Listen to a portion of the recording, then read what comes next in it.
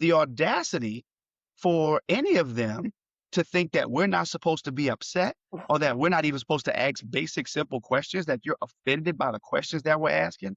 That's the part that's the most offensive, is that you're mad because we're mad. So you're saying, okay, we're gonna screw you. Just shut up, just take it. Don't complain. In fact, you should be thanking us, right? Like that's the part that's really the most offensive.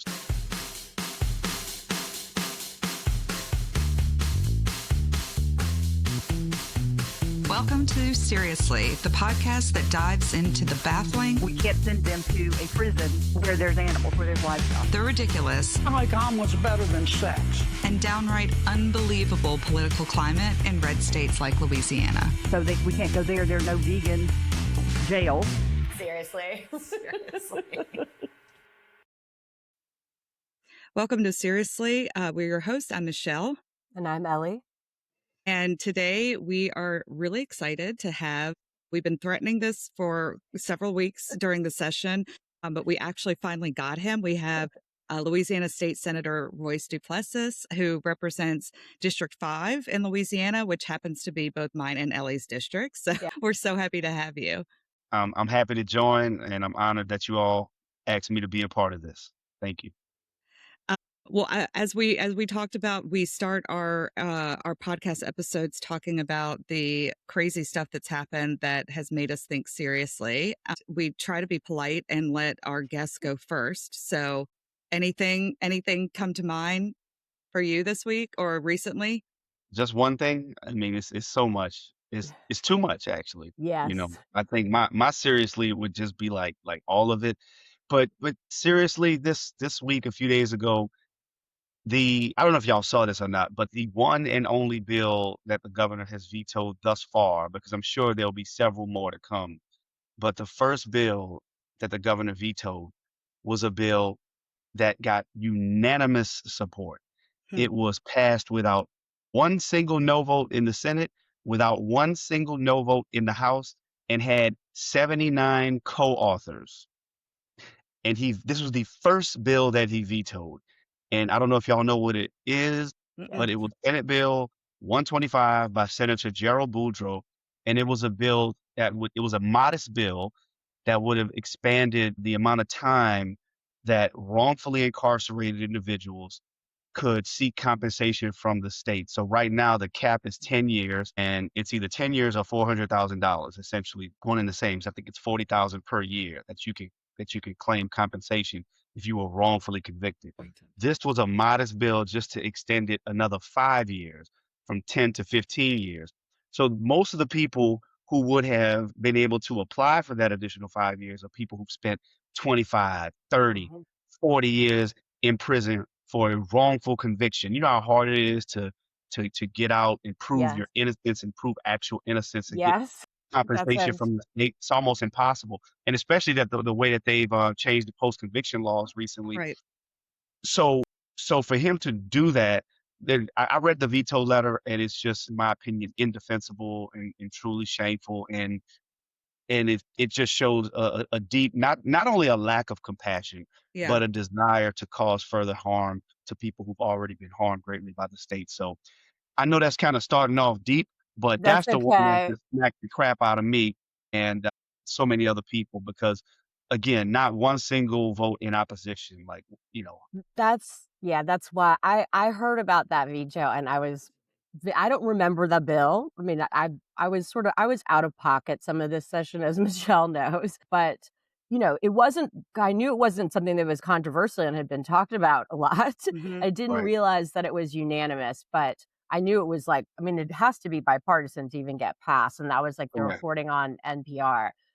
So, that's surprising anyway. I mean, just like getting anything done that's like remotely progressive or could be seen as progressive in that body is hard. And as you said, I mean, I think the number of currently affected people that the Innocence Project, say will be affected, it's like 6 people. Like there's so few people who ever prove actual innocence that would be entitled to compensation. And I think our fucking governor, something about, we need to be using this money for teacher pay raises. Like, so fucking Unbelievable. cynical too, right? Like, Yeah, just Yeah. like he's really like going to bat for that, you know? yeah, exactly. And like these things are they're always trying to pit different folks on the left, Correct. whatever the left is, if the left is teachers or the left is, Right.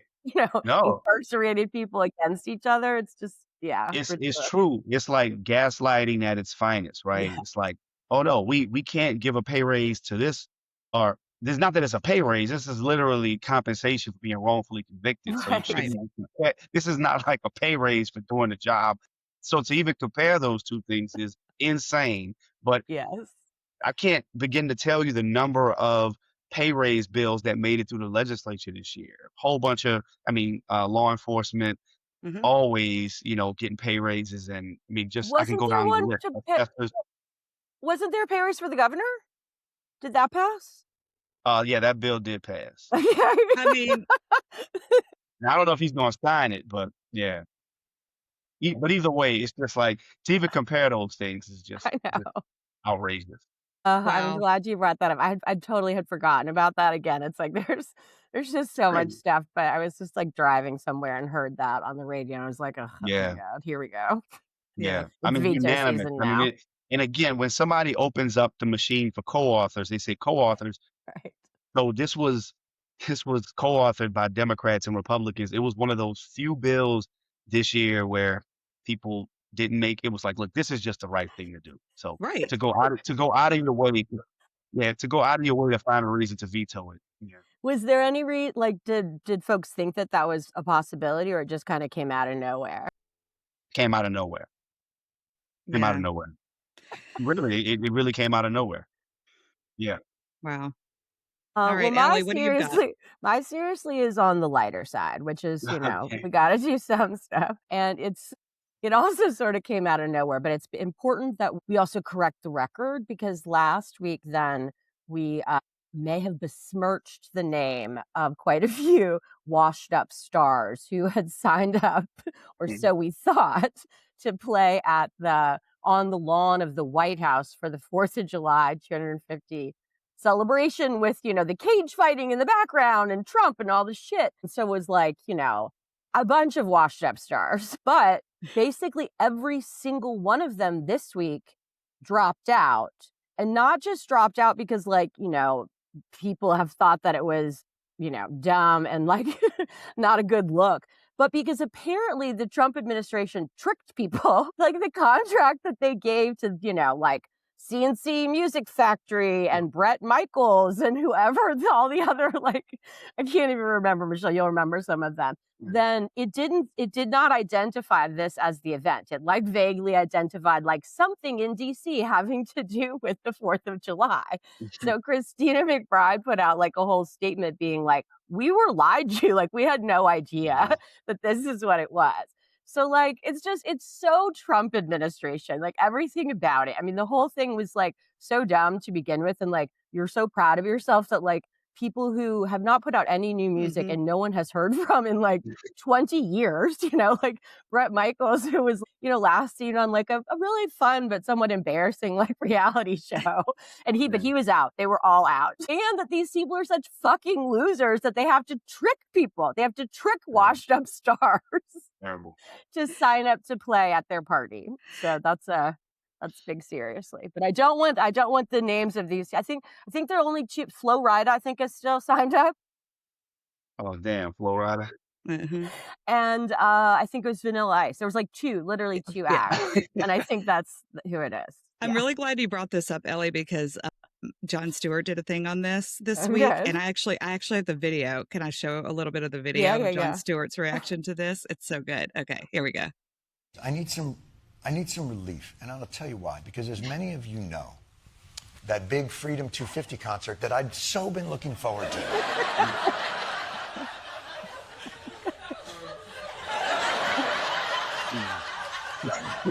And someone in the audience just died. The concert I've so been looking forward to has run into some problems. 6 musical artists originally announced as performers now dropping out, many citing political concerns. The Commodores, Martina McBride, Morris Day and The Time, rapper Young MC, and Poison frontman Brett Michaels. Tough break.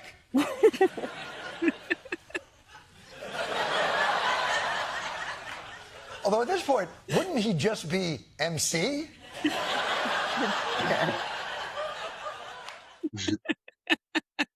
Yeah, well, I hope that Jon Stewart mentioned these people have to resort to lying and tricks even to get no-name, used to be That's stars to want to play at your party. I mean, I think that, like, yeah, I mean, most of those people, I had a big 40th birthday. I'm turning 50 this year. I don't know if I'm going to have the time or the energy in me at this point to do a big party.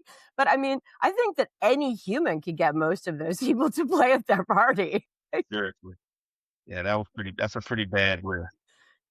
All right. Well, I have one that I don't even know how I came across this, but it bothered me. So, the Department of War has officially dropped 180 faiths from military recognized religion list.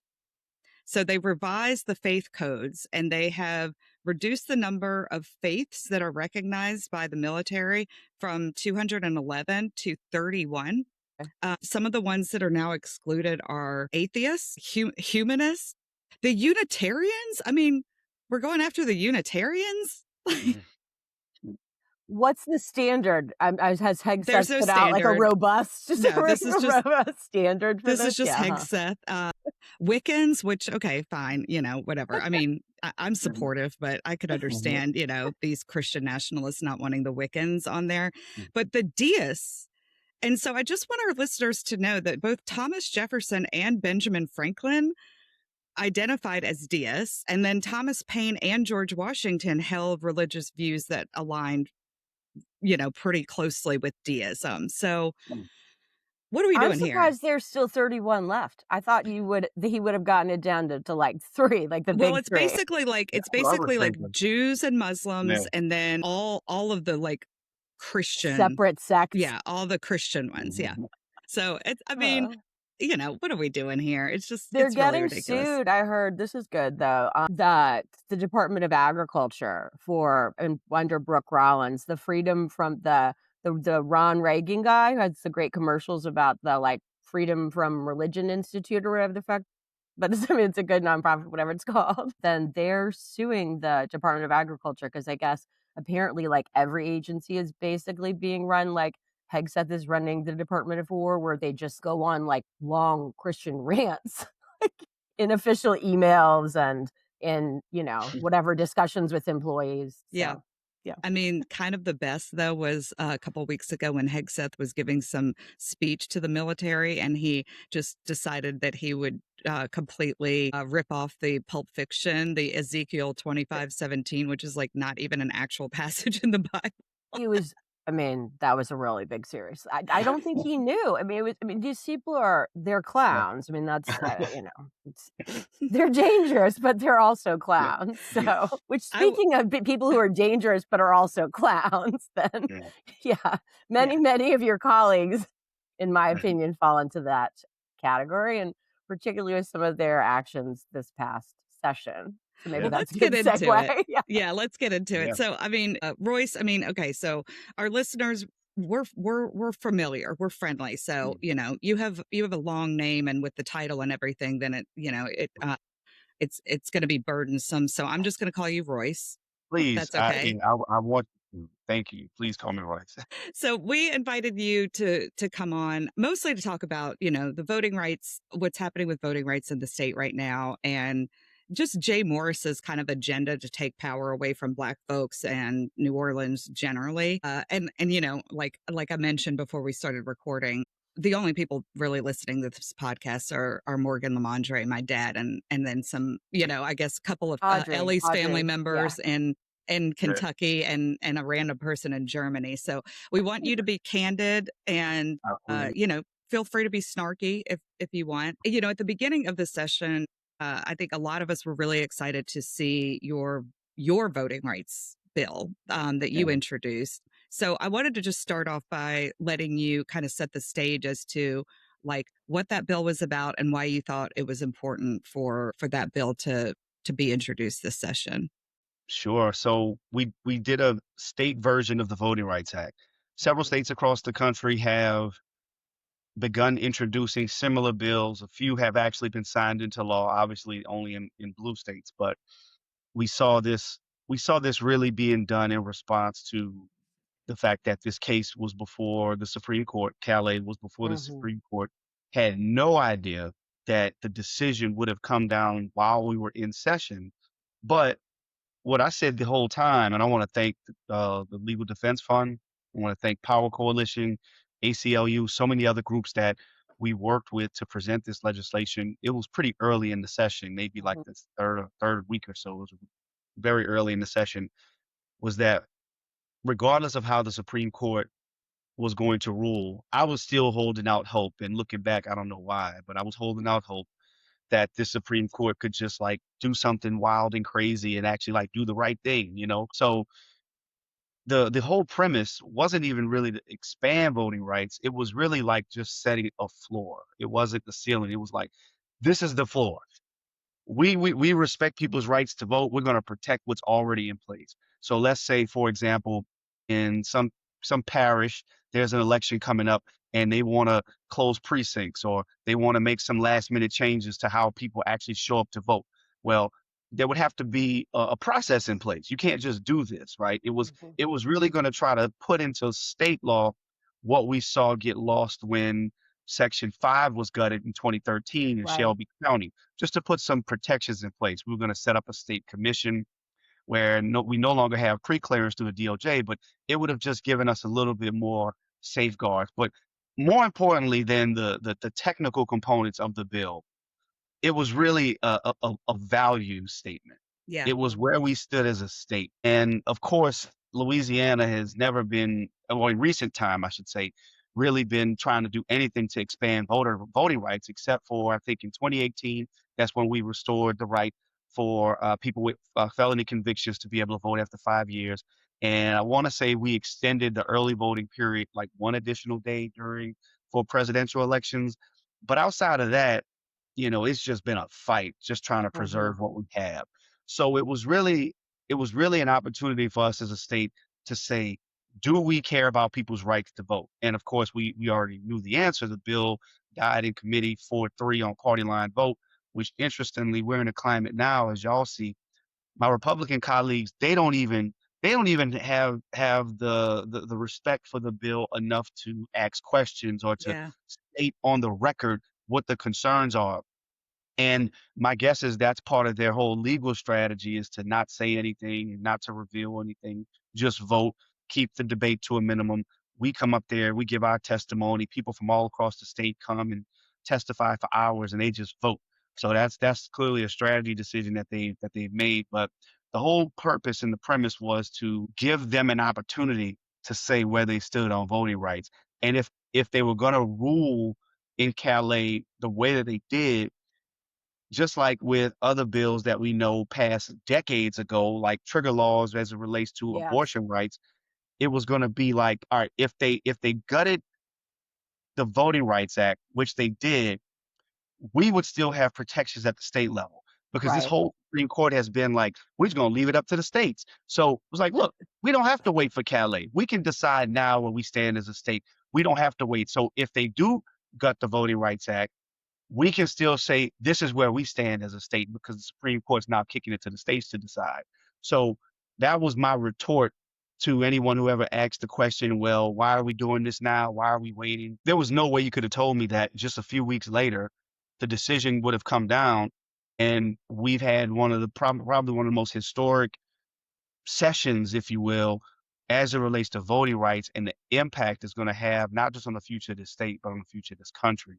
So the whole idea was really to say where we stood as a state on voting rights. I That's thought it was I mean, it's a beautiful piece of legislation and necessary, obviously, like not in foresight and hindsight, right? yeah, But I also I love what you said about this was a statement of values. And even though the bill failed, there was also a lot of testimony in support of that bill in the committee. And I do think that it set the frame for kind of what was to come, which we'll get Right. more into. But Ellie, I don't know if you want to. Well, I was just gonna say, I mean, that's sort of what I figured was a lot of the driving force, and I mean, I think that like anybody who says that those kinds of measures after Dobbs are unnecessary, or I mean, give me a fucking break, you know, like Right. states need redundancies clearly, That's like right. in their own constitutions or in their own statutes,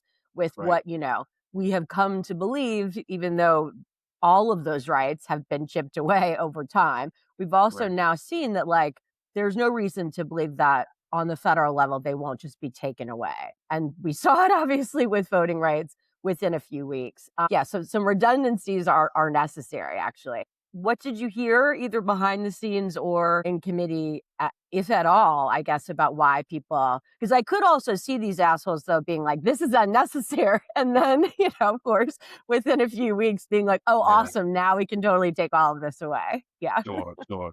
Yeah, I think they've been advised by their lawyers or their leadership to just not say anything, and that's really been the climate, truly, truly, and honestly. And I have no problem going on the record, sharing some of those behind the scenes conversations.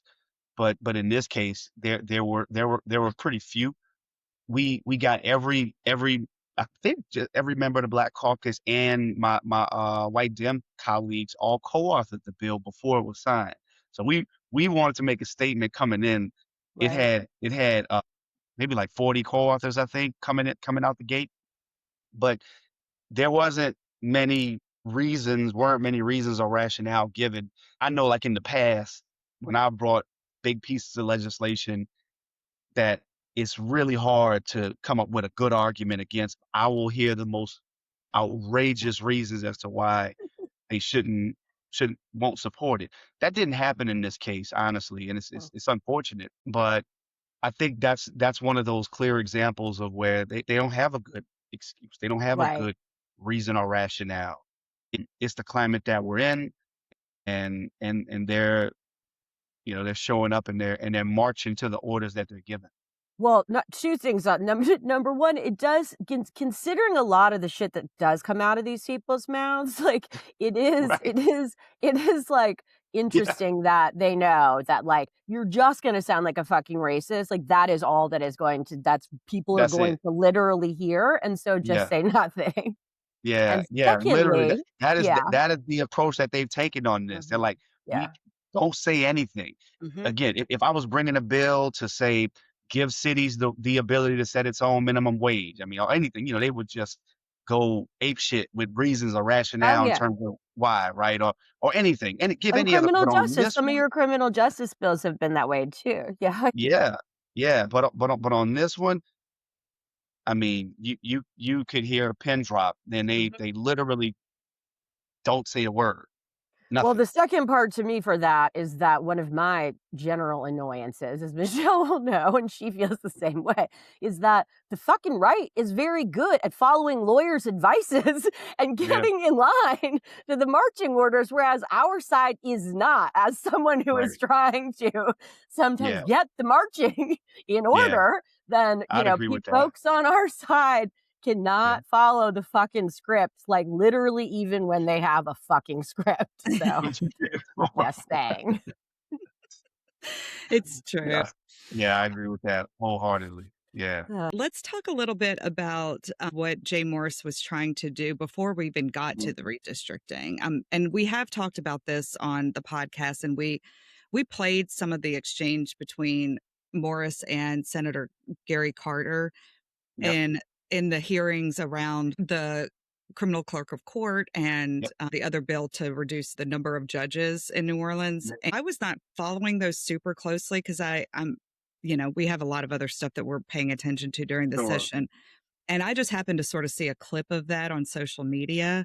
And I was like, I need to go back and watch that whole hearing. And Yeah. I was horrified. Yeah. I mean, just legitimately horrified about the way that Senator Morris engaged or didn't rather with Senator Carter. in those hearings. And It was so, shocking. yeah, It was it really shocking. was Yeah, shocking. It really yeah. was. And And not much that happens there shocks me. yeah, tell us a little bit about your perspective on those bills and what kind of the motivation is behind them. And then also, I'm sure you're following this closer than we are, but there has been some litigation around the criminal clerk of court. If you could help Mhm. fill our listeners in on what's going on with that, that would be helpful. Certainly. So just like when we did the Voting Rights Act bill, well, the Voting Rights Act legislation at the beginning of session, that was all like a precursor to what was gonna to what ultimately came. The Calais decision came down after we were already in the midst of fighting against these attacks on the Orleans Parish judiciary and this move to nullify an entire election in Orleans Parish. So again, this is all before Calais.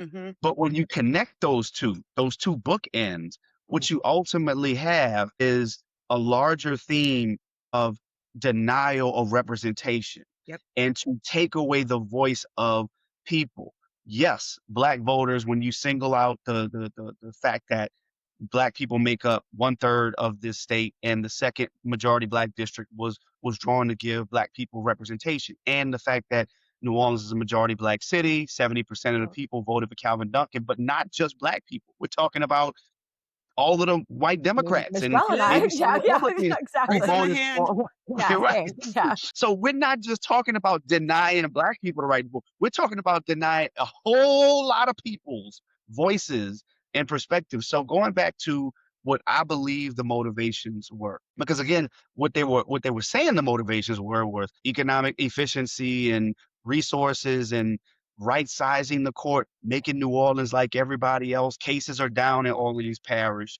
Now, if that's not the biggest sack of bullshit you ever heard, I don't know what is. Because listen, they start off the session talking about one issue, one tragic issue, and that's the fact that Jacob Carter's life was taken in the French Quarter. So they cite this issue of a failed monitoring of the ankle monitoring by a juvenile court judge, right? hmm That's what Landry talks about in his opening speech at the beginning of the legislature. Somehow that issue turns into this move towards reforming the judiciary. Okay, that one tragic incident, again, he's going to manipulate that situation, that horrible tragedy, for political gain, and now use it to go after reforming the judiciary, but only in Orleans Parish. So in this move now, you have the Fourth Circuit Court of Appeals. I don't know what that has to do with the right. situation I've just described.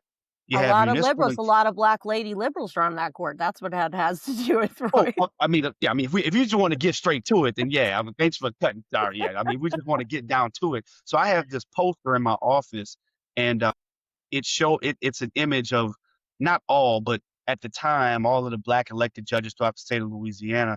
Louisiana has the most black judges per capita in the country, most of whom are in Orleans Parish, Mhm, and we know that that's made up and represented by many, many black women on the bench. mhm. And I just think that a lot of folks can't deal with that. Certainly the people who are pushing these bills. So because none of it makes any sense. Even if you try Right. to bring up the cost factor, it's going to cost more to do what it is that they're doing. Let's take the clerk consolidation bill. You gotta pay for integrating case management systems. You got to pay for integrating staff. All of these things take resources, training. I mean, it's going to slow things down, in my opinion. Now we can get to a place of consolidation over time, but just to do it in this manner, there's no desire to create efficiencies. It was all about stopping Calvin from being seated as Well, the clerk, and you are absolutely right that it was about reducing the number of black women or black men or just people who make decisions that they don't agree with in Orleans Parish. And if you take it to criminal district court, these are the people that claim to be some of the people pushing these bills. Jay Morris, Governor Landry, all these claim to be pro-victim. When right. you cut judges, now fewer judges are going to have to handle all of these cases now. That's naturally going to slow cases down. It's going to take more time. So now victims are going to be harmed by this, right? it doesn't take a rocket scientist to figure that out. So Yeah. it was all about targeting. It was all about power and control. It was about doing something that they had always wanted to do. And this is my other theory, and I'm gonna wrap it up with this. I think it was also designed to pit our leaders against one another. So if you Mm, look at mhm.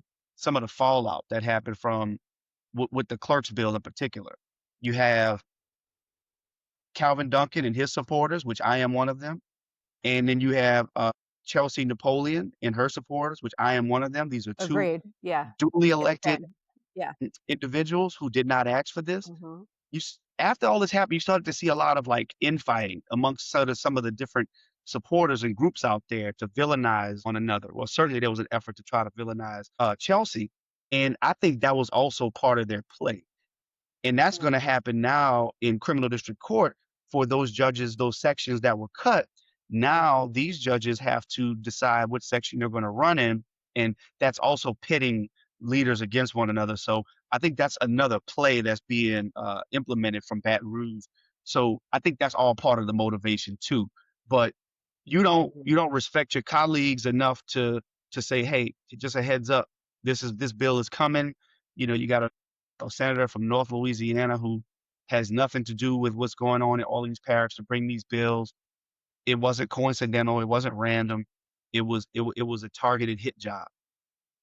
That's really interesting, that the last part about, yeah, the pitting folks against each other, because I think that makes sense. I mean, to me then, I mean, there's obviously a total disconnect here also between, like, there's too much crime in New Orleans, which they're Oh, I forgot constantly that bitching part. Yeah. about.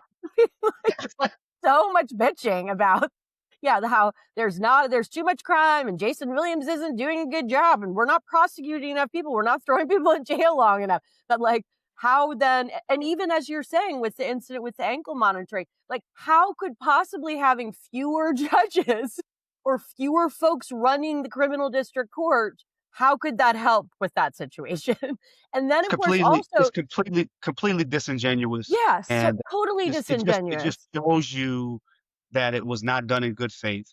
And Yes. and oh, we left another part that y'all, I don't know if y'all heard about this in the last days of session. Not only did they cut judges because crime is so out of control in New Orleans, what else did they do? They cut $500,000 from the DA's budget to Yeah. send that to other DAs throughout the state because crime is so out of control in New Orleans. Good Lord. Man, they really hamstring us here, huh? It's like, but the other part in terms of the, like, the infighting, which was inevitable, people now, who were duly elected Right. are now like, wait, I should keep my job. But Hmm. that also goes to, and this is to me, and the same with what happened with redistricting, is why did we have to do this immediately? Why did it have to go into effect right now? I know there were Right now. attempts with the Jay Morris bills to be like, okay, well then let's do this, after Calvin's term, or let's do it in a year or 2 years or whatever. Something that would be like a reasonable amount of time to be trying to implement something that is necessarily going to cause chaos. And nope, That's right. we got to get this racist agenda done immediately. Right And, now. no matter what. And obviously, not as it only is it going to cause confusion and litigation and infighting, like, it's just, I mean, on the ground then, I mean, the fallout from that will have real effect on how people are able to vote and with what works. I mean, you and I are both lawyers. Like, it's not it's not super easy at CDC or in criminal district court here to get stuff done, depending on the division you're in and That's depending right. on a lot of things. But like, those courts are like, they're under resourced already. So throwing all of this into the mix, there's nothing about any of this that helps with access to justice. And it's At just all. complete bullshit to Total. say that doing it this way would have any effect other than making it harder in all different kinds of ways for folks in New Orleans, who also are a majority of Black folks, to, That's to, right. to get things that they need, basically. Yeah. Yeah. There's no doubt about it. I mean, it really cut deep, cut to the bone, and it's going to have real harmful consequences on our city. And yeah, I think one of the most frustrating parts, being in an elected position in this climate, right? I have friends across the country who serve in legislatures like in Illinois and Maryland and California. And, it's really hard to go back to your district and have to explain this because it's just indefensible, right? Like I Mhm. get asked by people on the street, like, constituents, the press, and you have to call this stuff for what it is, but sometimes that's just not enough. Just calling it for what it is, and it's just frustrating and really really disappointing and sometimes embarrassing that Yeah. this is what's going on because there is no justification other than the things that we just pointed out, and that is their desires to literally hurt the city. Yeah. It's true because it's nonsensical. Right. I kind of love that you said that because yeah, I think about that a lot. Like, it's not that those of you who are opposed to what, the Republican supermajority and this governor are trying to do, it's not that you're responsible for it, but you're still part of an institution, Yeah. Mhm. that is doing it. And because we don't fucking teach civics to kids, anymore, like, and Right. have it for a long time. Like, most people in the state, I mean, we run into this all the time. Like, they just don't even know how the process works. So Right. they hear Yeah. that, like, this got passed and they don't know, like, who was for it or who was against it. And yeah, it seems Yeah. like it would be very, very difficult to then go back into your districts and have to try to explain to people, like, what the fuck just happened. Right. Right. Yeah. Look, we look at how much we covered just in these first few minutes of our conversation, but there's so much that we still haven't Yeah. covered. Like we haven't even talked about the fact that they suspended an entire election, like the Yeah. congressional election, the one that people were already voting for. Hmm. They just said, we're just gonna kick that to the fall.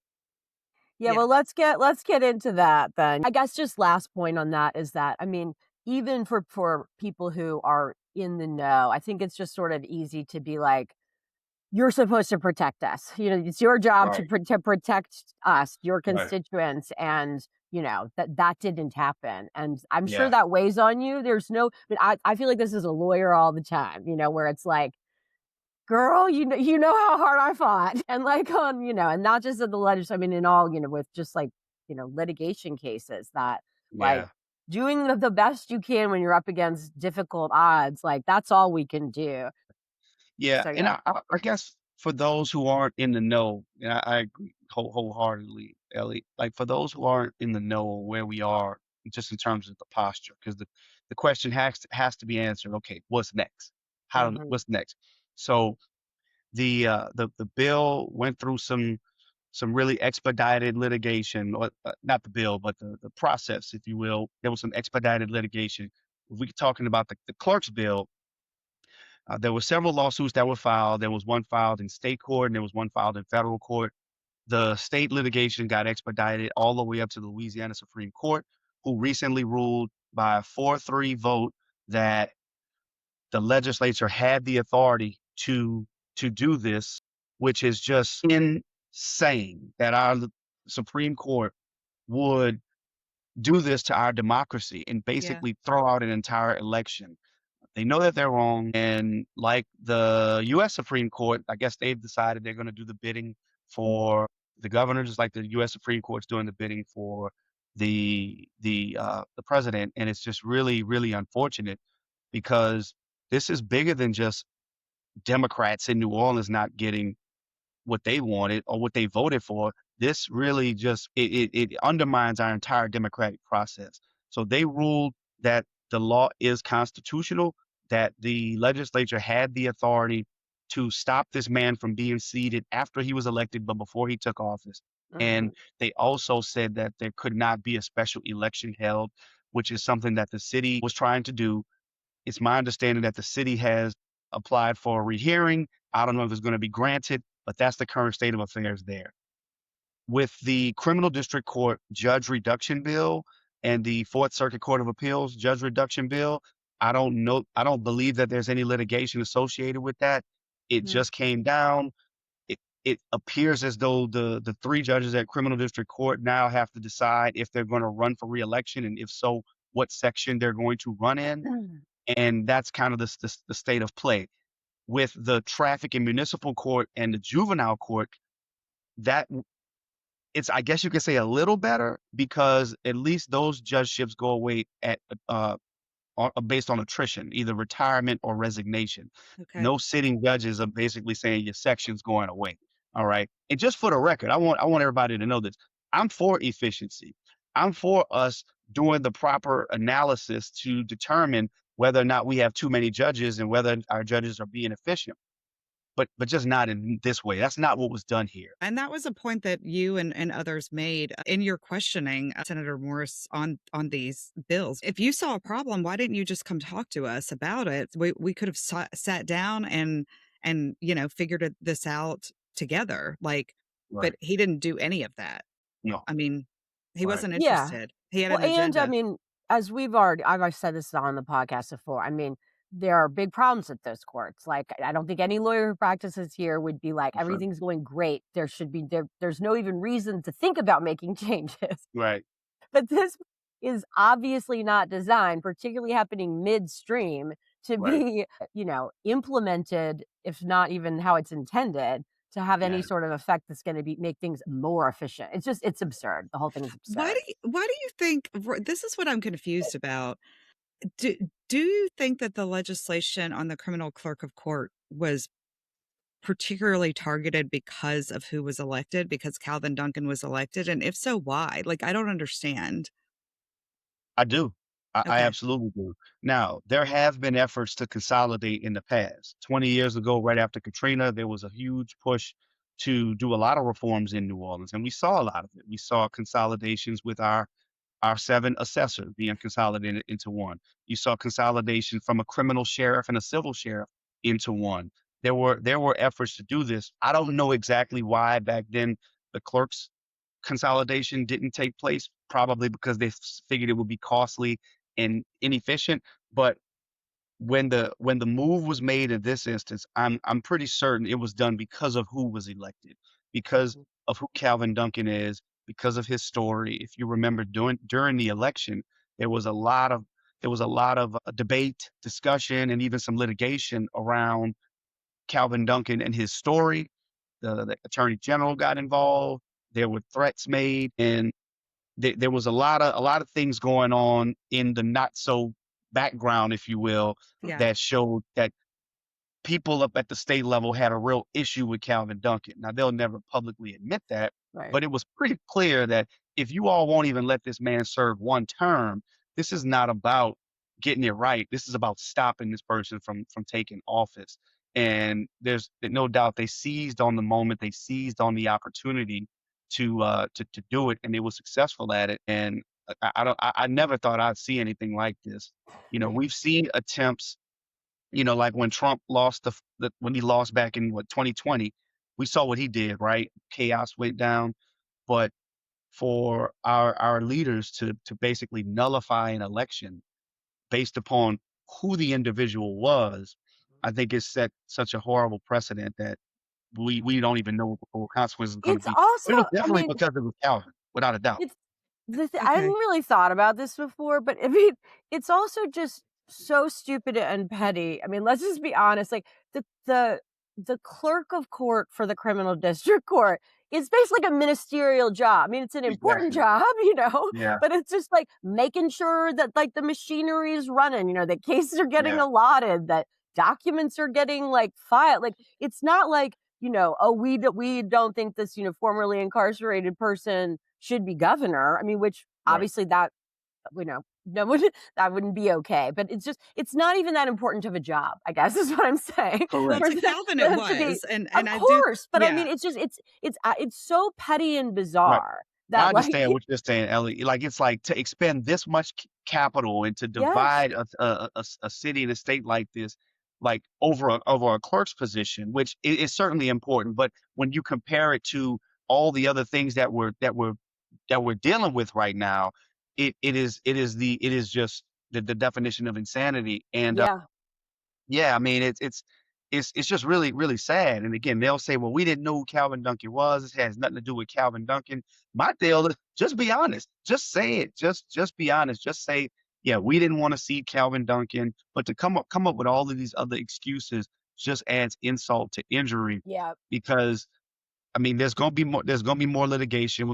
We've already spent a lot of money on litigation. And this is what I actually told this to Jay Morris. I told this to the governor when we had the opportunity to talk to him as a caucus, that look, you have a problem with the people who are being elected in all these parishes.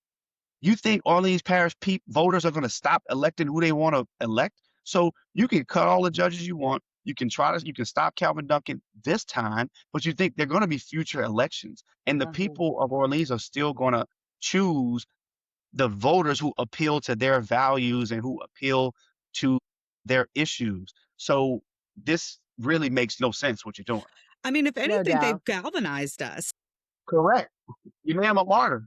Like, I think fewer people knew about who Calvin Duncan was and what his story was before he got elected than they do now. I mean, That's right. yeah, These people do have a way of overplaying their hand. It's just a matter of like how much power they're actually able to consolidate while doing it. And that's, getting into what we're going to talk about with redistricting. I think that's sort of the how does this go from here.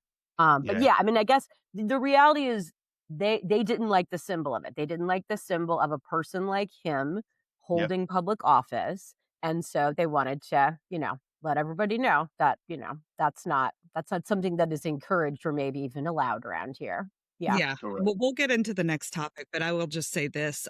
I think that one of the reasons that they make those assumptions is because their voters are really fucking stupid and they assume that our voters are too. And that's just not the case. So, Yeah. okay, let's talk about redistricting. So we did talk about this a lot, and actually, after the first hearing on that Friday in the Senate committee, we didn't even record an episode. We actually just pieced together all of a lot of the testimony from that Friday and just played that because I thought it was really important for Morgan Lamondre, my dad, and our listener in Germany to hear it. But seriously, it's just incredible the number of people that showed up. And personally, having Congressman Troy Carter and Congressman Cleo Fields, it was an incredibly emotional experience. I don't even really know what my question is. I guess I just want to kind of open it up for you to talk a little bit about what your experience was sort of on the inside and Mhm. working with Senator Price on what do we propose as an alternative and how do we present this and how do we push back on what they're proposing. Yeah. And then after that I do want to talk about Senator Carter, but go ahead, Ellie. I was just Mhm. gonna say, and it's just occurred to me now, but particularly with it being in April too, then yeah, maybe you can tell us like a little bit about how you felt when the Calais decision came down. A lot of people asked me this about with the Dobbs decision, which did come out in June, but as Michelle will remember well, and you may too, Royce, there was I of do. course the leaked decision in Oh yeah. April of Yeah. that session. Yep. And I remember. then a lot of scrambling similar to this started happening with things moving, and I was like basically, in the middle of like a personal existential crisis and then also trying to figure out how can we try to do anything to ameliorate the fallout of what these people are now trying to operationalize as quickly as possible. So I assume that that's a lot of how you felt Which with actually, just this. as an aside, because we have you, I do want our listeners to know that part of one of the things that we thought about in terms of trying to ameliorate the consequences of Dobbs, what and was working with you to get an amendment on the trigger ban 2.0 bill that passed in the immediate aftermath of Dobbs to make sure that emergency contraception was carved out. So you've been a big ally of ours on this, and you also get it. It's really this is one of the things I really enjoy about having you in the Senate and in the legislature in general, and just working with you is that like it's it's pretty easy to explain to you like what the issue is, and like you're just down. I mean, Mm. we don't have a lot of folks in the Senate that are just like, I No, we get it, don't. I'm down. Like, what can I do to help? I You know. appreciate you saying that. It matters that you're there. I'm gonna just say this seriously. I mean, I was really happy to have been invited to come on today, and in part, to be able to say I thank you. I thank you for what you do at Lyft because, look, I wouldn't be able to go and get this information on my own as easily, but you make it so digestible, and it's like it's 1,000 things going on at once. All these different bills we're trying to follow and track and understand. So you can flag something for me and say, hey, FYI, you need to be looking at this and have all the points ready to go. So you really get the credit for that and the work y'all are doing at Lyft, you and Ellie and all of the other advocates who do great work. But I just wanted to make that point. So we really do need each other in that respect. So I just want to take a moment to just say thank you. And it's really an honor to represent you all up there in that hostile climate and to know we have allies on the outside, if you will, that's following this stuff because it can get lonely up there. I tell you. Oh my god. I yeah, I can Yeah, only imagine. No, we talk yeah, about that a lot on the show that just for, in the off chance that somebody other than Morgan and Michelle's dad are listening, that, yeah. people, whatever the subject that you know about, it's important to, build relationships with It folks at the is. Capitol because that, It you really guys do is there's tons going on. I mean, it's an absurd amount so of much. things that are And, going and on. here's the other thing that I don't think a lot of people realize. So, like with all the bills that end up getting debated and well, first filed, then the ones that do get a good thorough debate and then ultimately voted on, some stuff gets passed and we will not have properly vetted a lot of bills that come through, good or bad, and not really understanding the ramifications. So to your point, Ellie, it's really critical that people out there, if you have an area of knowledge or Mhm. expertise, you got to share it because sometimes we don't understand the full ramifications of something that Mhm. we're debating on. I mean, it could be something dealing with, I don't know, landscape architects. I don't know, Right. right? Just pick an area. So it's a way. I just again, I'm not trying to go down this whole how a bill becomes a law rant, but it's really important that everyday people who have specific knowledge in an area that they contact their legislators and say, hey, look, this is what's happening. It just Yeah, matters. that's also exacerbated by something that has been increasing amongst your colleagues on the right, but is the there's nothing to see here. This bill just makes technical changes. This Oh, 'cause bill it's just just it's easy to clean up bills. It's I mean, simple yeah, bill. It's a simple the bill. number of bills that do nothing around there are amazing that we need to pass. Like, I Yeah, mean, but I mean, that is, sometimes that is true, but like a yeah, lot of times it's very disingenuous, but it's very smart. that's I right. mean, nobody can keep up with like the fucking nuts and bolts of what all this shit is doing. And if you can't trust your colleagues to be transparent about what their bill is doing, That's right. then, That's it's right. somebody's gotta be watching out. Yeah, nothing to see. Yeah, Just a yeah. just a cleanup I bill. I know we got a little sidetracked. We were talking about SB 121 and Yeah, redistricting. So when the Calais decision dropped, it felt like a bomb just went off through the legislature because outside of the attacks on New Orleans and the judiciary, I had largely concluded that it was going to be a quiet session because there was really nothing else out there, right? I mean, right. it was like, okay, you got this stuff going on in New Orleans, but outside of that, it was going to be a pretty straightforward, quiet session. And I remember telling a new member of the Senate delegation from Orleans, Sidney Bartholomew, he came like in the second or third week. I remember telling him that Monday before it was a Wednesday when Calais dropped. I remember telling him, I was like, it's too quiet. Something, it was like it was too quiet. And sure enough, that came out of nowhere. And it felt like a bomb had gone off because everybody, Dems and Republicans, knew that we were about to be in a really, really bad space. Redistricting is horrible. It Mhm. is awful. And I was all in it back in 2022 because I was in the House at the time and I was vice Right. chair of House and Governmental Affairs. So I was basically the voice for Dems, voice for the Black Caucus on the House side when we were dealing with the maps in 2022 under John Bell Edwards. When the decision dropped, there was a part of me that knew that the rest of the session was going to be awful.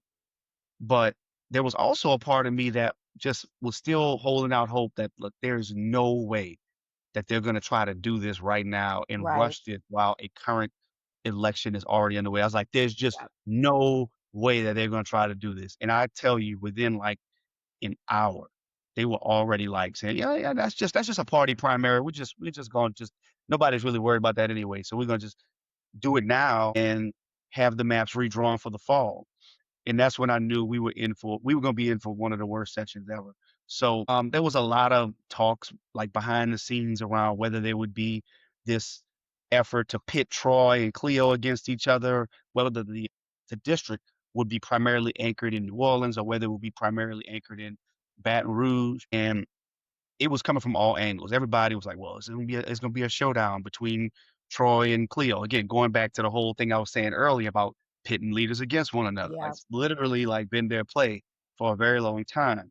And to Cleo's credit, to Congressman Fields' credit, he came out very early and said, under no circumstances am I going to run against Troy. And he even came out and said that the district, if they choose to draw one district, that it should be anchored and it should be based in New Orleans, right? So he kind of put it into that pretty early. Now, I don't know how this is all ultimately all going to end, but right now it appears as though SB 121 will be the law of the land, at least for now. And that means that Congressman Cleo Fields' district goes away. That was the district that we just fought really hard for. So that district will go away. We go back to another racially gerrymandered district, which is Congressional District 2, which packs more black voters into Congressional District 2. It's going to run from Orleans Parish up the river to East Baton Rouge. Again, it's a snake-type district along the river. And then it also gerrymanders Congressional District 6. And it turns it, I used this example when I was at the well with Jay Morris. So right now, Congressional District 6 looks like a stretched out arm across the state of Louisiana from Baton Rouge to Shreveport. Now it looks like a bent arm around the Baton Rouge area. It looks like, so it's just as ugly, if not more ugly than the first map, but it's designed to get rid of one and save another. And the sinister thing about it all is that they use this argument around political party, and this is where the Supreme Court just did one of the worst things ever. Is that they now are going to allow party to be used as a proxy for race. They say, well, we can't consider race, as though race and party don't have some Right. sort of like we know, Correlation, at right, how least. those numbers Yeah. are gonna line up. The map that was ultimately passed, Senate Bill 121, if you look at it, if you pull up the bill online, you can't find any racial statistics in it. Like there's no, like they literally passed a map where they said we didn't consider race, right? Which is completely absurd. Calais never said you can't consider race. It just says that race can't be the predominant factor. So we said, look, Calais didn't say we had to do it this. First of all, Calais never said we had to be here right now. They never said that we need to do this before the midterms. So that's number one. Let's start there. There was a process in law that we did not follow.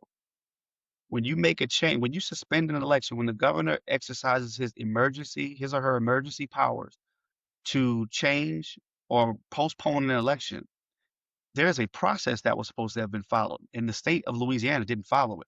House Committee on Governmental Affairs and the Senate Committee on Governmental Affairs were supposed to meet jointly and look at the plan before it was Oh, I didn't adopted. know that. I didn't either, It's but that in makes law. sense. I mean, yeah. Yeah, I'll send you the statute. I think it's 18401.1. And they literally didn't follow the law.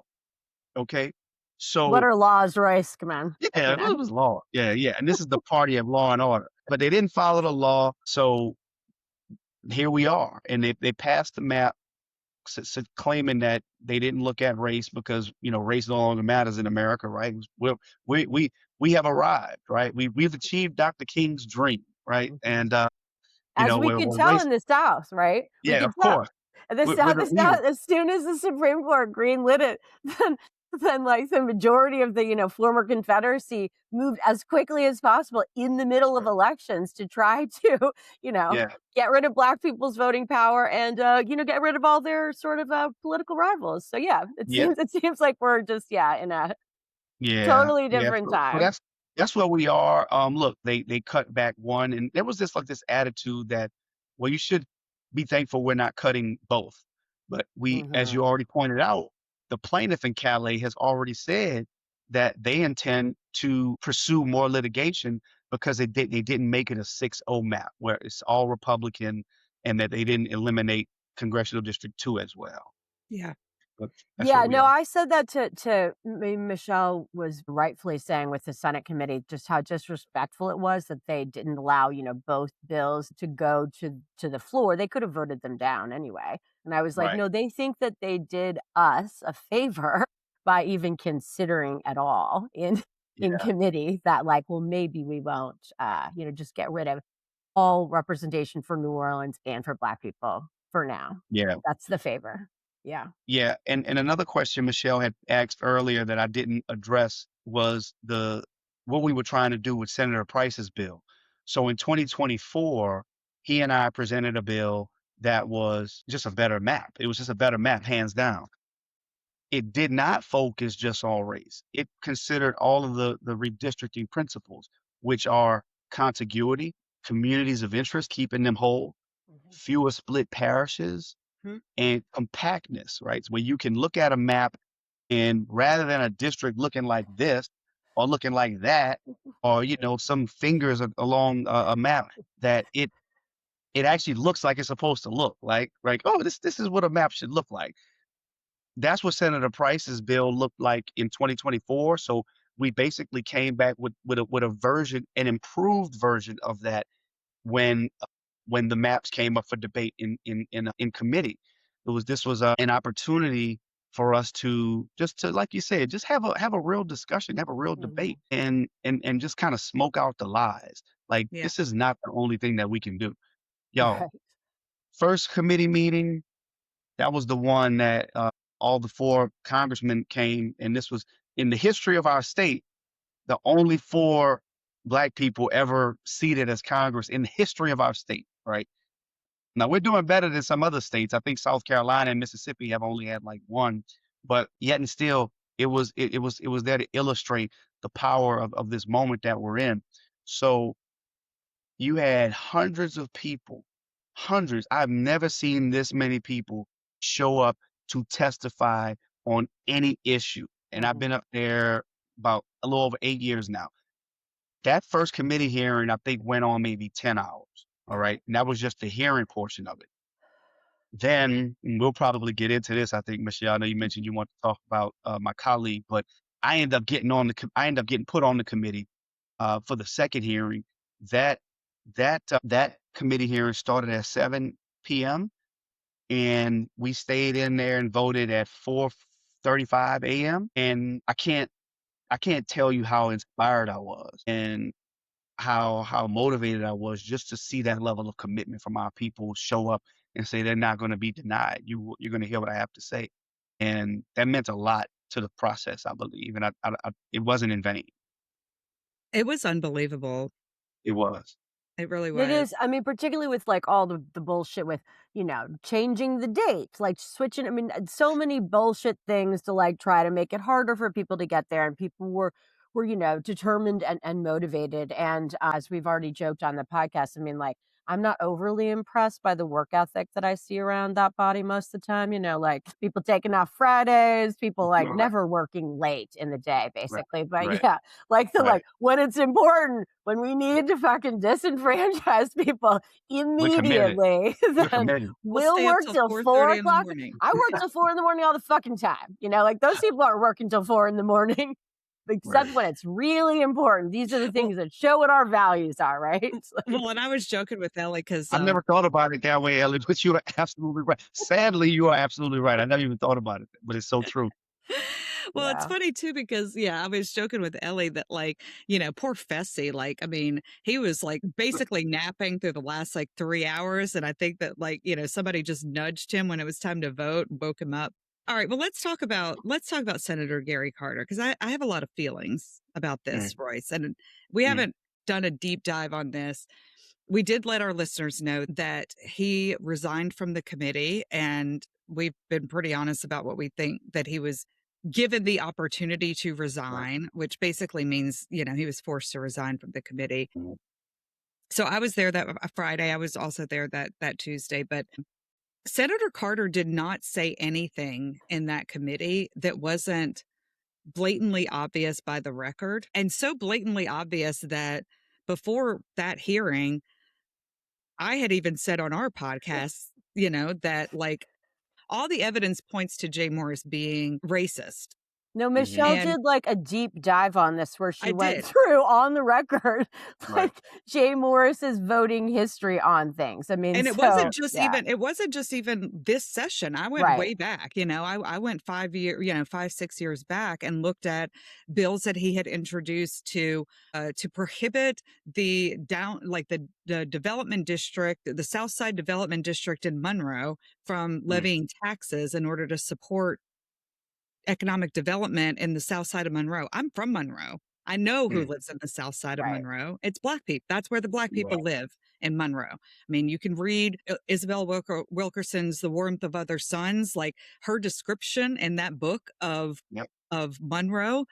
Yep. That's the area that she's talking about, and you know what? It hasn't changed. Yeah. Like the story that she was telling in 1930 was the same story of Monroe that I grew up in the 1980s. Yeah. I was literally just looking. I had that book in my hand like an hour ago when I was cleaning up. But Listen, yeah, I mean, look, you know. Hmm. yeah, Yeah. it was a bunch of stuff that he's done in previous sessions to target the district attorney in New Orleans and strip him of power or try to indict him or hold him criminally accountable for all kinds of bullshit. So this is a pattern and a practice. I'm not a lawyer, but I like to use words that I learned from Ellie. I felt like the line of questioning that Senator Carter took was completely fair and legitimate. And it was crazy to me that the feed was cut twice during that Hmm. hearing. Yeah. The feed was cut on you too, and the next hearing, but that the feed was cut twice in that hearing. We've already touched on this a little bit, but like following that initial exchange, of course, between Jay Morris and Senator Carter on, the getting rid of the judges' bills, whatever. Which I mean was just like was one of the most disrespectful things I've ever seen, like, period, let alone like Yeah. in our government, I mean, this on full display. I mean, as you know, I mean, there's a lot of contentious shit that happens around there, and people don't always treat people with respect. And that's just the reality, and that's unfortunate. But people don't always act super professional. But like, not honestly, I don't ever remember seeing anything like that where Yeah. like, there was just the level of actual disrespect. So, Yeah. like, that was already in the background of Mhm. this. Yep. Yep. Yeah. And that it had happened to Gary, to Senator Carter. Of Yeah. course, Yeah. like, he understood what was happening. Like, Yeah. I didn't feel like he was acting out of line, particularly considering how this person had interacted with him Mhm. within weeks of that hearing.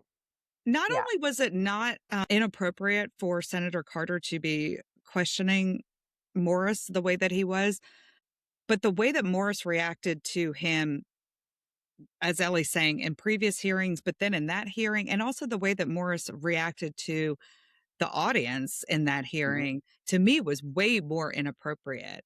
And that Senator Carter was given an opportunity to resign, and there was absolutely no consequences at all for Senator Moore. I mean, but I just want to hear how you feel about this, Royce. Yeah. Yeah, I mean, look, the thing is what it is. It's clear as day. Everybody sees it. Everybody knows what it is. The disrespect started long before the committee hearings. The disrespect started the moment these bills got filed. Yes. Under no, can you imagine? Can you imagine if Gary or myself or somebody else had filed a bill like that? Just say I'm gonna just fuck up Monroe right quick. Like we just go, come on, let's. I take my job seriously, right? Yes. And while I could do the sort of back and forth of filing bills and amendments, right, to quote unquote make a point, which I do sometimes. I'm not saying like I'm above it, but it's like we know what the outcome's gonna be, so I have to be targeted and focused. And we got attacked all session long for a lack of decorum.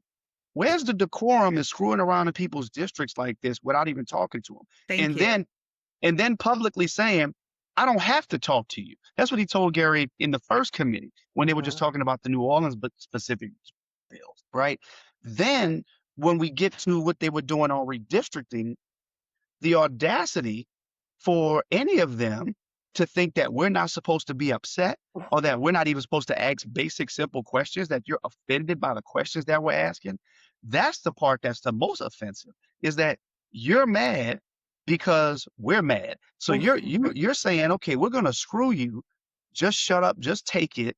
Don't complain. In fact, you should be thanking us, right? Like that's the part that's really the most offensive. So no, Gary should have still been on the committee. And when I mean, I'll be honest. I mean, I put out a statement because when it all went down, my Senate Democratic colleagues were like, "All right, Royce, we need you to get on." I was like, "I don't know why the hell y'all coming to me. I don't know what y'all. I mean, I don't because number one, I don't. I think Gary should still be on the committee first and foremost. But secondly, it's like I could very well end up in a situation where they're gonna cut my mic off, try to, and I'll then have to resign too, right? So it was a very very sensitive moment for us all, but everybody should have been offended. This cutting off people's mics, not allowing people to ask certain questions, and it like you're the one who brought the bill, right? Mhm. You brought these bills, Mhm. right? We didn't ask you to bring these bills. You brought these bills, and now when you're being questioned on them, you don't want to have to answer them, or you say that we're out of line. And I had to tell a lot of my colleagues, I had to remind them, say, you want to attack us and say we're not showing decorum. You see what's going on in Tennessee? You see what's happening down in Florida, right? I mean, that's really the energy that people are on. And we're trying to be respectful in these committees, even though you're not being respectful to us. That's right. So, that's the difficult and challenging part. I was just gonna say, just when you were talking, it made me there's a lot of stuff that happens there that to me feels like what the dynamics are in an abusive relationship. And what you Absolutely. just said about you're mad at me because I'm mad at you. Like, I've personally been in those conversations. I mean, in interpersonal, where you're like, you did something bad. I Yeah, got mad at you. And right. now somehow we have changed the whole conversation to That's that you're right. mad at me because I'm mad at you. Like, That's right. that's sort of like Right. manipulative, You're abusive yeah, bullshit. Yeah. that's exactly what it is. Like you violate me. Like, let's get this straight. You violate me, right? Like Mhm, we're not making something up here. You're violating me and my district or whoever. mhm, Like you're literally causing harm to me. And you're mad at me because I'm mad about it. mhm. Yeah. Yeah. That's 100% abusive. I do not think that Senator Carter should have been removed from that committee. I think that is a disgusting abuse of power. And I think that maybe, I mean, if anything should have happened at all, it should have been that Senator Carter apologized for the way that he acted in that committee hearing, but then Senator Jay Morris also apologized for the way that he has acted. And then Mm. that could have been the end of it. Did they let you Uh, guys pick who was gonna replace? Did they let the Democrats pick or Yeah, well, that's how they do, right? It's like, all right, Yeah. y'all figure it out, and they were like, it had to, because they try to spread it out, even though it's only a few of us. It had to be a Democrat from New Orleans, but I was a natural choice because like I said, I was vice chair of House and Governmental Affairs. I had been intimately involved in redistricting. Like, I mean, like Mhm. at a deep, deep, deep level. But I've just had real issues with the way it all went down. That I was stepping into a situation that it should have never taken place. Gary should have still been on the committee. So I just Yeah. had real concerns with that. And to Michelle's point, I hope anybody, and I was like, look, I hope y'all don't think I'm about to get on here and not ask the questions that need to be asked and say what needs to be said. And they even got mad at me for some of the stuff that I was some of the questions I was asking, or the way in which I was asking, and all of these things. Like I heard a lot about it. Afterwards, there were people are very upset, and I make no apologies, and I won't apologize. And the only thing I can apologize for is the fact that all this bad stuff is happening in our state, and that's the going back to what I was saying earlier. That's the most difficult part, is that you just wish we had more people to stop this madness. But hopefully, this can be an opportunity for people to be motivated and to be pissed off enough to go Yeah. out and do something about it, because Yep. what took place this session is completely absurd, and it's just it's awful. But I want to Yeah. see it as an Yep.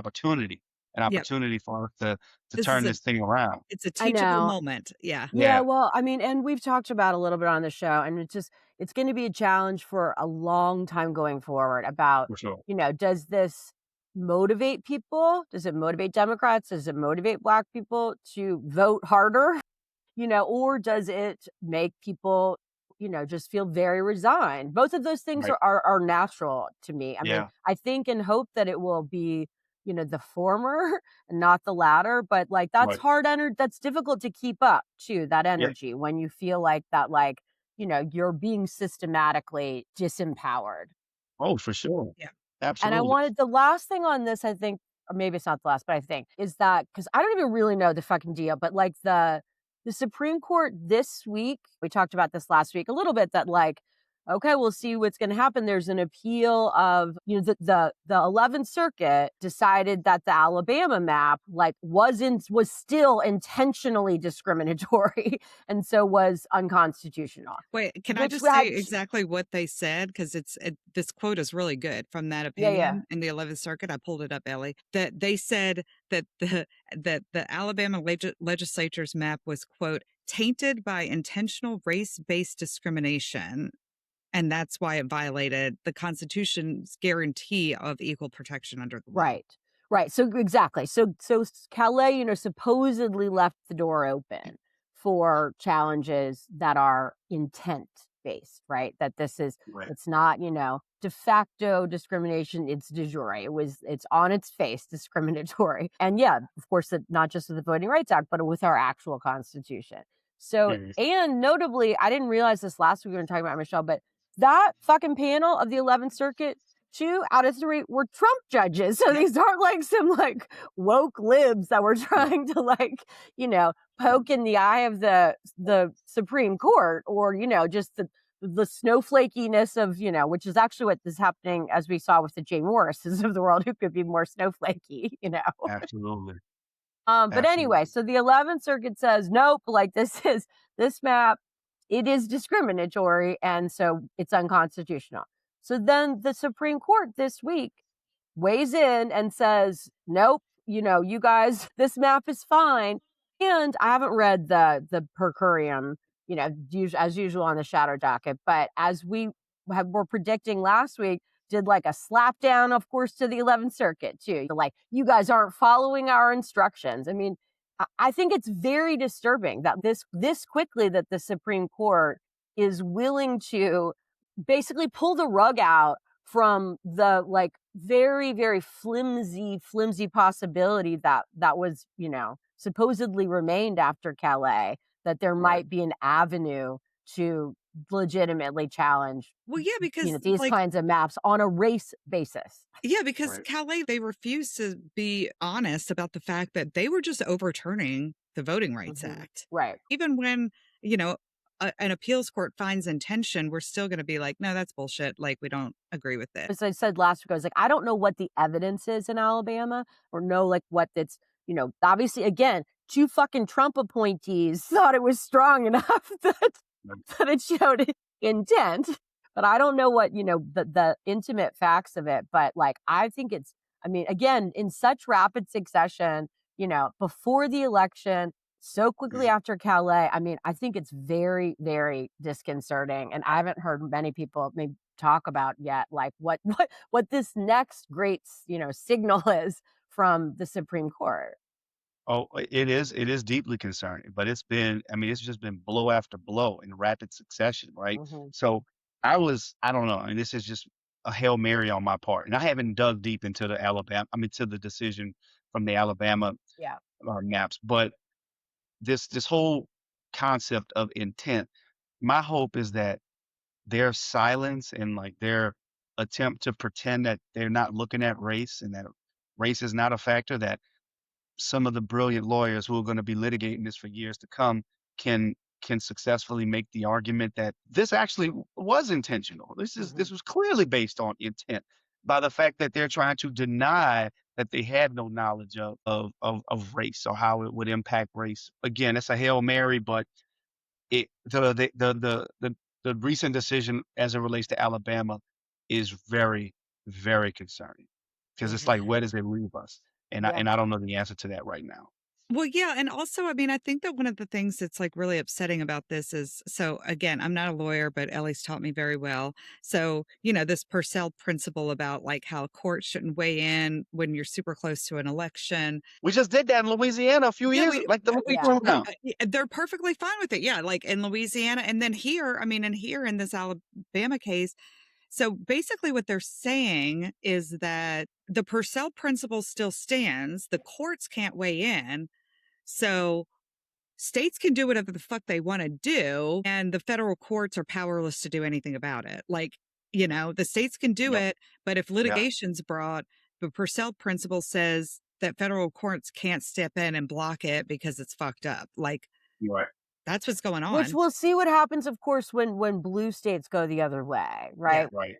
Who gives a shit about intent to discriminate when it's like going to be discriminating against white people and discriminating against Republicans? Then we'll Yeah. see how that if the Supreme Court views that differently, because that's, I think, really part of the cynical part with Calais that hadn't occurred to me initially, was that maybe that's part of why they're leaving some door open for how redistricting can be challenged, Mm. is to be able to strike down maps in blue states. Yeah. Mm.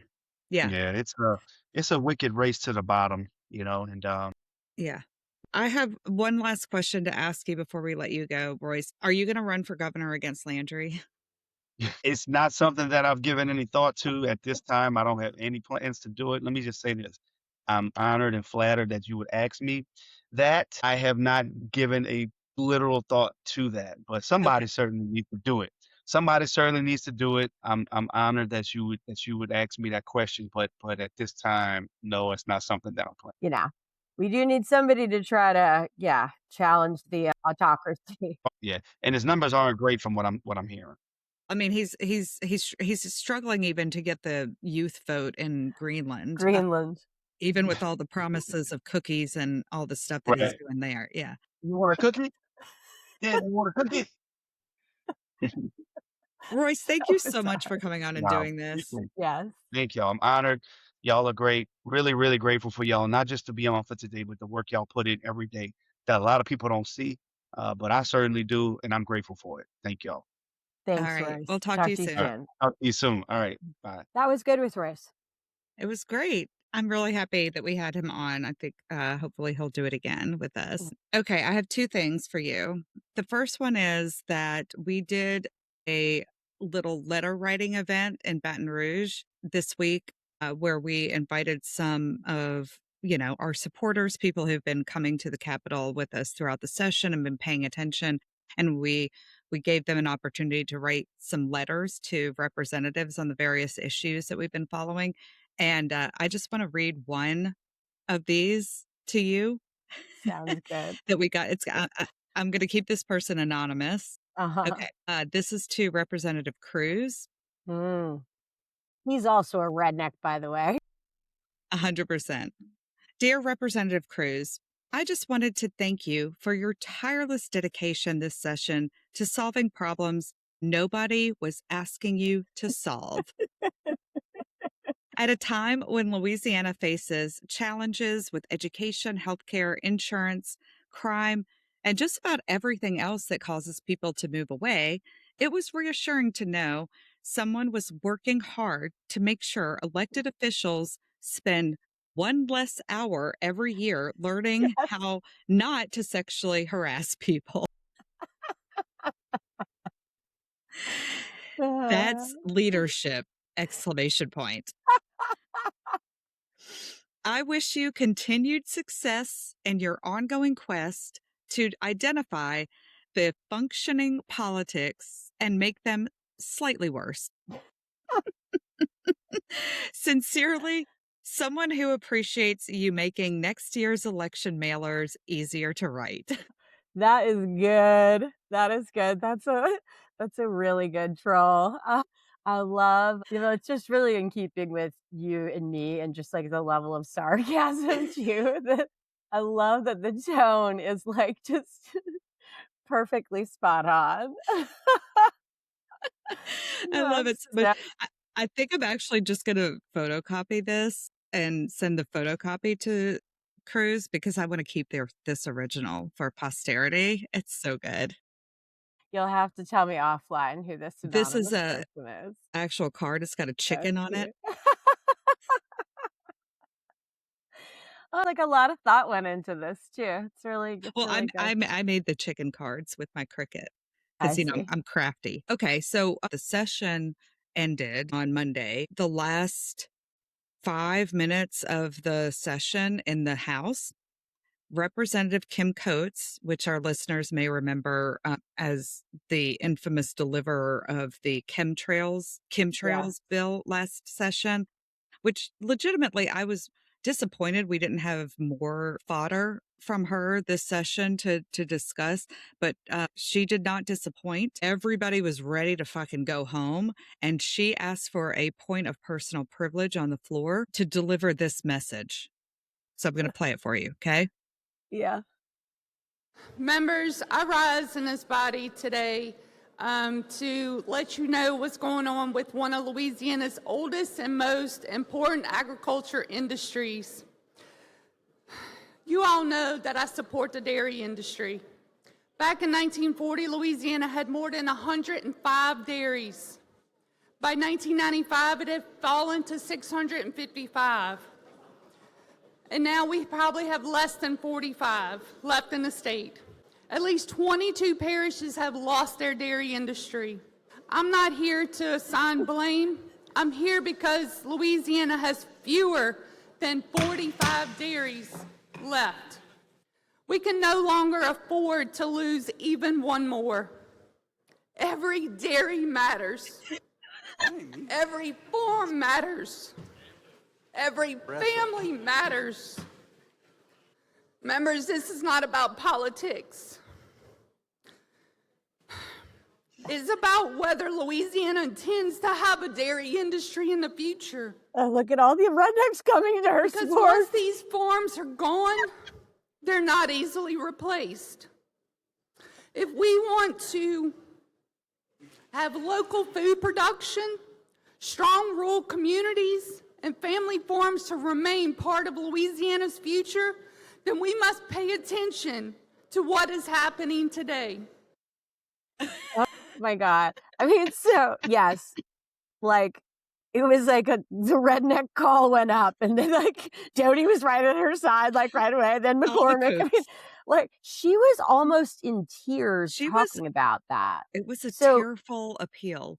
But I'd like to say this. I mean, first of all, I don't disagree with her. I think that it in the country in general, it is a real problem. We're losing our family farms. That's actually a real thing. That is 100%. It's a real thing. So I'm sure it's true for our dairies too. But, you know, she's probably got some donors who are from the dairy folks, and she did such a great job that she waited until the last 5 minutes of the session to try to get something done with this appeal. Like that has to be what this is, right? I mean, I don't know. It seems like maybe we missed it, and there was some talk from her about this at other times during the session. But if I were those folks who have been what it seems like reaching out to her or giving money, as well as to the other rednecks that came to her side, I would be like, thanks for fucking nothing. Yeah, just thinking about it has been a rough fucking session, as we obviously just finished talking to Senator Duplessis about. They're done. They voted on the last goddamn bill they're going to vote on, and then she has to take a point of personal privilege to make them stay there for another 5 minutes while she goes on this rant. And I just wish that somebody had the forethought to move the camera angle and just focus on Representative Candace Newell so that we could have gotten her reaction to this. Start looking up in the sky and you'll start seeing. I've heard enough. Thank you.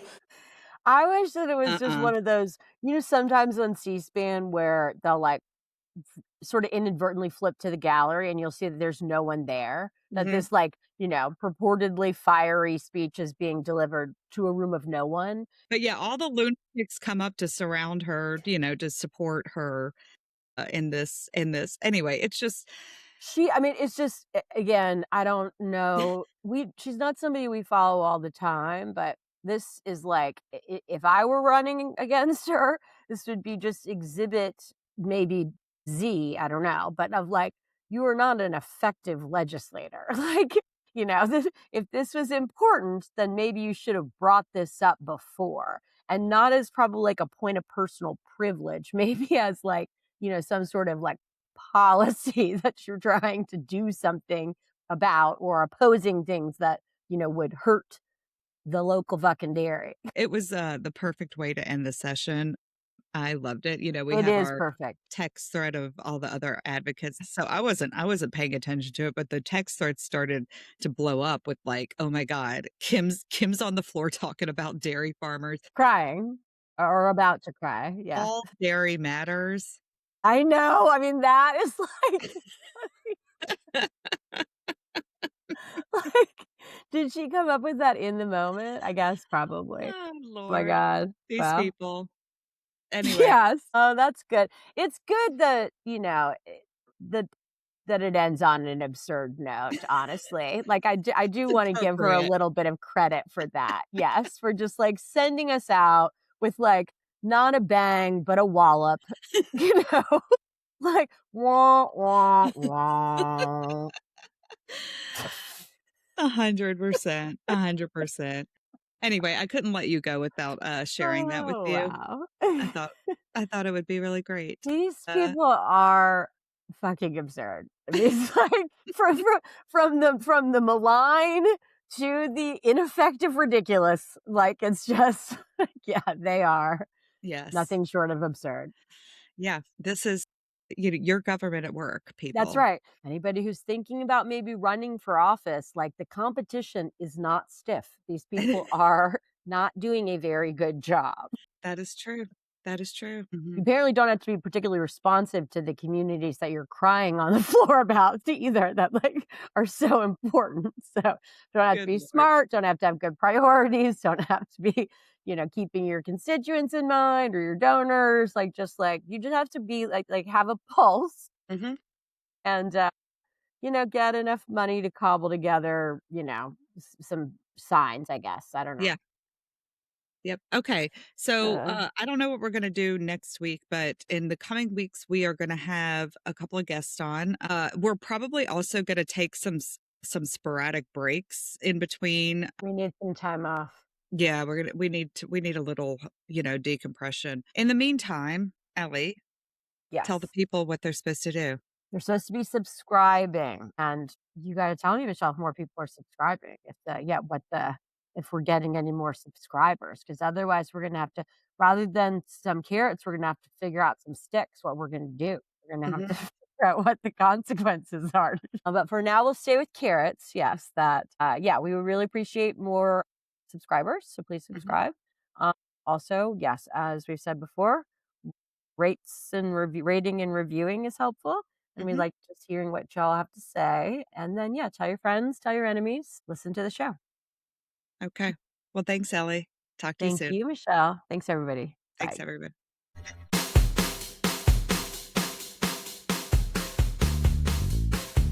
Seriously is presented by Lift Louisiana, a nonprofit organization advocating for reproductive health rights and justice.